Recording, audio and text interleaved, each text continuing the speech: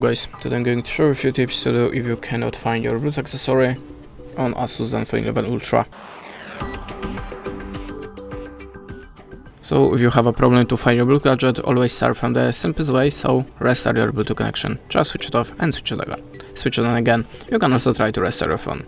You have to be sure that your Bluetooth accessory has activated power mode, and how to activate it you will find in a manual to your device or maybe on your YouTube channel, so just check it and be sure that your Bluetooth accessory shall be visible for other devices.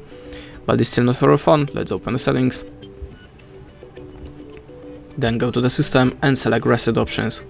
Tap on the network settings and choose the reset button 2 times. After that, look again for your device on the Bluetooth list. In the next step, you can also try to update your system, so go to the system update, and if you have any, install it and check your Bluetooth section again to find your Bluetooth device. That's it. Thanks for watching, leave us a like and a comment, and goodbye.